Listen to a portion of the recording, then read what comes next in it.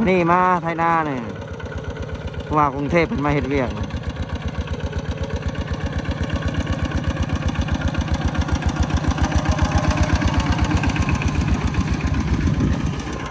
ก็ได้เมื่อยบ่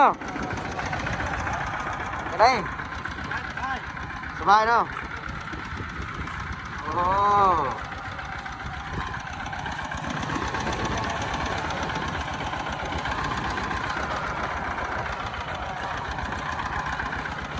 ของหลายๆปี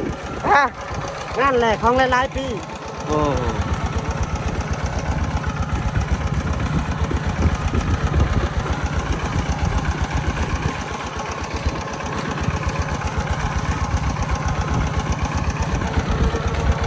ทีแรกมาหอบบ้านเฮาก็เฮ็ดไร่เฮ็ดนาเนี่ยเพิ่นก็ลางานจากไทยมาเฮ็ดเวียกจากเหตุงานอยู่ห้องแอร์เพิ่นว่ามาไทยนาอยู่บ้านก็เมื่อย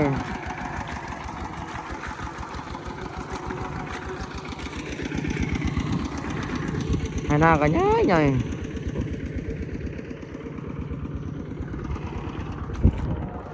เลือกให้นาน่ะโคตรใหญ่เลย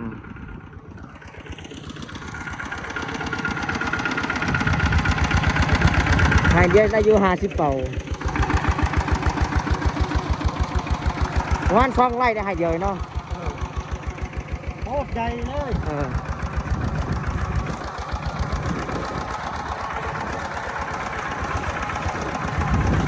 แต่ย่างยังเมื่อยเลย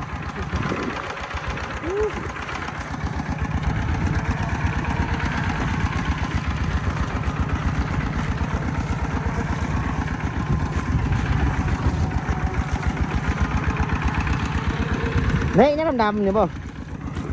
เฮ้ยนี่ดำๆเนี่ยไอ้ดูเฮ้ยนี่นะมาเป็นชานาในน้อยเฉพาะคอยให้เฮ็ดนาบ่รวยดอกเขาเมื่อยเฉพาะจะหลายคนไปกันนี้พี่เพียงอื่นไปทำไปเฮียนจึงบ่จะให้ได้เฮ็ดนาด้วยสิย่างยังชิมเลย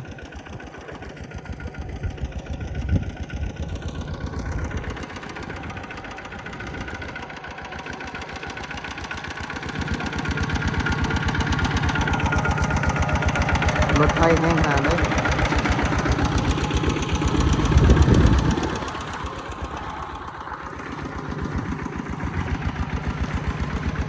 เดี๋ยวจะมานอกกันนาเฮาเฮ็ดไห่เฮ็ดนาปลูกเขา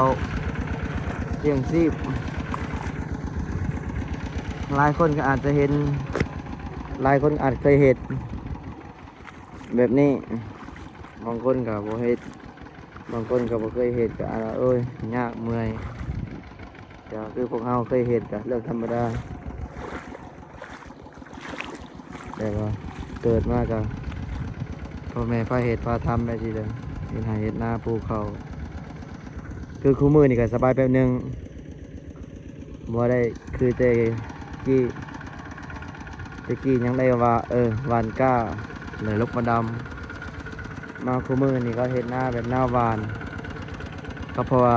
สลายหลายคนก็เบิ่งนำ YouTube บ่ใน Facebook ในโทรทัศน์เฮ็ดคือคนไทยเฮ็ดหน้าหวาน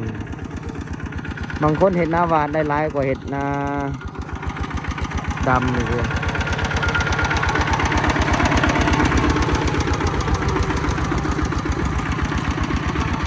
บางทีเฮาเฮ็ดตามบัดมันเสียค่าใช้จ่ายหลายอย่าง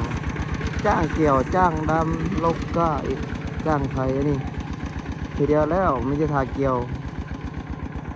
นั่นก็ลดค่าใช้จ่ายหลาย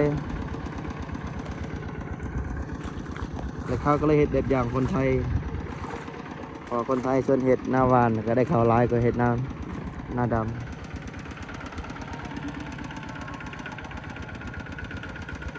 ในนานี่มีอยู่ประมาณ2 ไร่ปลายครับผมแกพุ่นยังอีก2 ไร่ใหญ่พุ่นต้นไม้พุ่นนี่ก็เถียงนา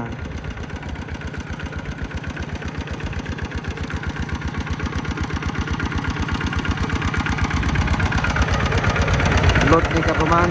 เกือบ20 ปีแล้วเลยเพราะว่ารถเดี๋ยวเขาว่าแล้วซื้อรถดีๆมันก็ใช้เมื่อปีก็บ่เป็นหยังนี่ก็ซื้อรถแบบน่าแต่ปี 2000ผมว่าหรือว่าปี 2005 2006หรือบ่จื้อ